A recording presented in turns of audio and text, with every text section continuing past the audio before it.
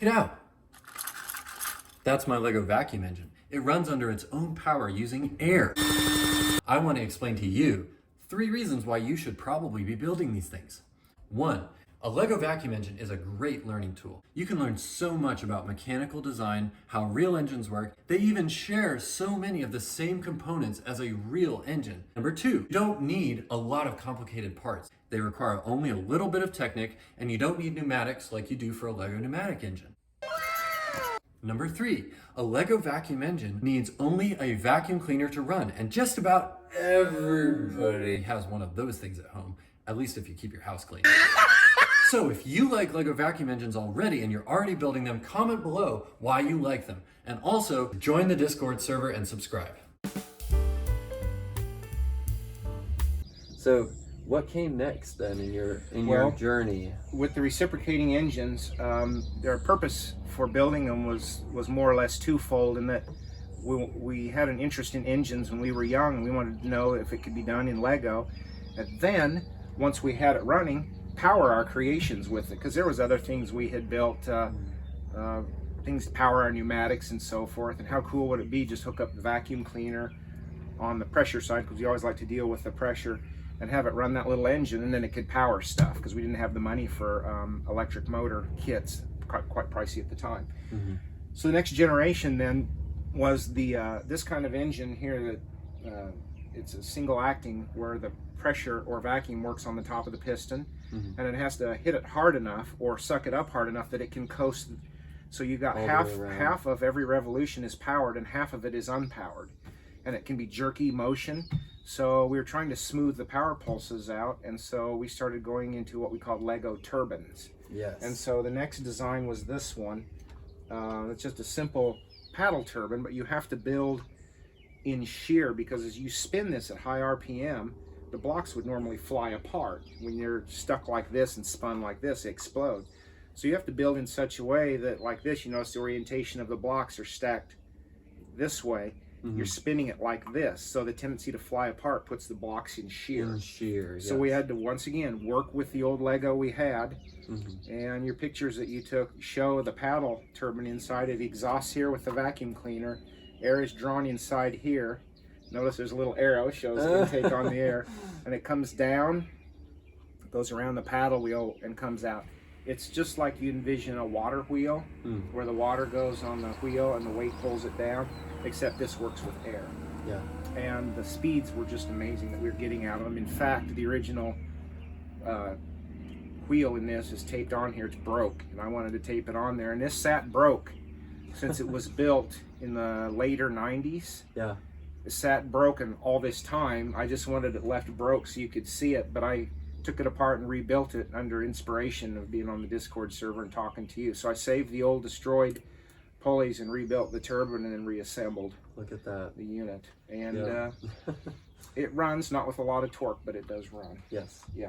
And you even had some innovations in the way of turbine technology, Lego turbine technology. Yeah, we were interested in Nikola Tesla and his Tesla turbine, and so we recognized the benefits of bringing air or steam or fluid in from the periphery, and as it spins around, the energy is imparted into the discs or the paddles that it moves. Then once it's all the way in the center, then you exhaust it out when all the energy is used up. Just like if you have a weight on a string and you spin it, quit spinning it, and then just pull the string down. As it comes closer and closer, it spins faster and faster and faster. Energy is getting used up, and then it stops, and then you exhaust it out. Right. You're doing exactly the same thing, but you're rotating it and doing it like that. So that's what this is. Now look at the size comparison from the original reciprocating engine to the turbine.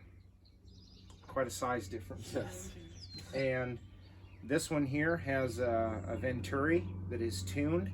If you go any higher, wasted velocity, you go any lower, and it chokes the air supply off. Yeah. The air is sped up as it comes in, and you stick your vacuum cleaner on this, and it exhausts the wasted air that's no longer moving out the center.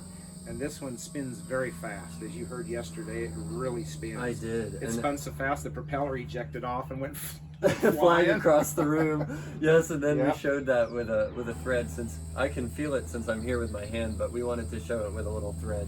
Yeah, how it blows the air movement. That's the Technic airplane propeller. You talked about the throttle being, or the intake being tuned. Do you want to tell us about how you did that? This uses an inverted slope block. And so when we were building the turbines, we wanted to make sure it was tuned, because on a carburetor, the venturi, the air speeds up, and it's a finely tuned instrument. The air velocity coming in draws out a certain amount of fuel, and a turbine really is no different. As you can tune the airflow. As you restrict the air, it speeds up. It's the Bernoulli principle.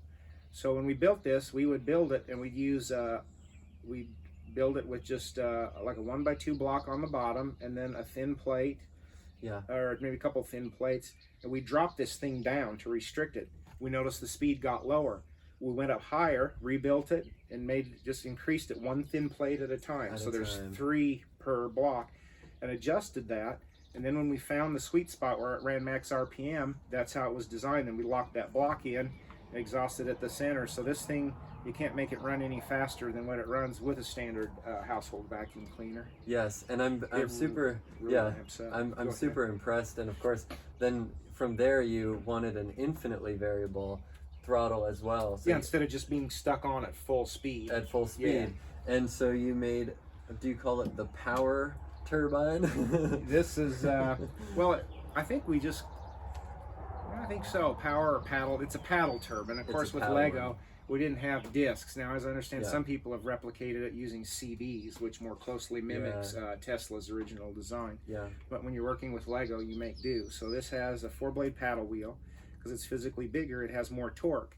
But because we're still moving the same amount of air through there, attempting to move the same amount of air as we did with the vacuum cleaner, the overall speed is reduced, because for every revolution we're moving more air, or we're taking up more air to effect movement. But anyways, this one is a dual venturi, still uses the sloped blocks, but we're bringing the slopes together and apart, and it's tuned so that when it's all the way down, the air is rushing in as fast as possible. And if you go even just a fraction of an inch further, it actually starts going the other way, because the air velocity is choked down.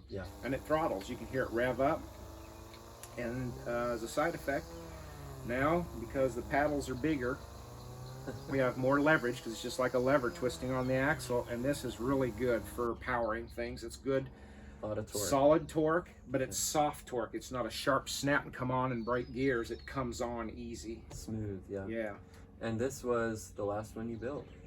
The last one that my brothers and I built, because once we had developed this turbine, in our minds there just wasn't anything more to be accomplished with the engines. We set out to build what we had wanted to build for years, and once that was done, there's just didn't go any further than that. And for many years? Many years. 5 years-ish? Since, from the time I built this engine, I didn't build anything more. The rest was my brother's work. But I saw the importance of it, and I've always kept them together. But I hadn't built anything substantial out of Lego since I built this engine in '94, and then my brothers built at turn of the century these other things. So I just got to the end of editing that video, second episode of Erin Lasley's interview. And I just wanted to say thank you to Erin Lasley for letting me come out there and visit him. And thank you most of all for the contribution that he made to the Lego engine community. I really think that back in the 90s, he had no idea, and he would tell you this himself, that he would have this kind of an impact, and that this many people, years later, would be building Lego air-powered engines like this. And of course, his life was really changed by it. He's a collector of old Volkswagens, and he still works on small engines to this day. And really, Erin is a genius when it comes to engines and mechanical things. And it was amazing to just visit with he and his wife, and to be able to see what it was that he was up to all these years later. But yeah, guys, I'm just really happy with that whole encounter that I had with Erin.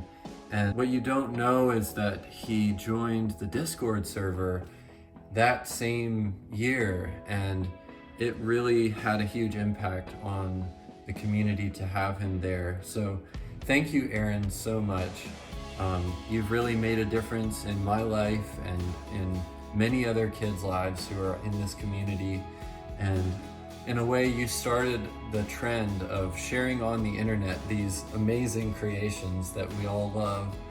And who knows what will come next. You know, you paved the way, you even made the move, as many already have followed in your footsteps, of piston engines to turbine engines, and seeing the power increase and the RPM increase. But yeah, I just wanted to give all of you guys my raw thoughts, because watching that video all these years later made me a little nostalgic and sentimental, let's say. So those are my thoughts. Thank you guys so much for watching. If you want to see more, then comment below. And just for now, hope you all have a good day.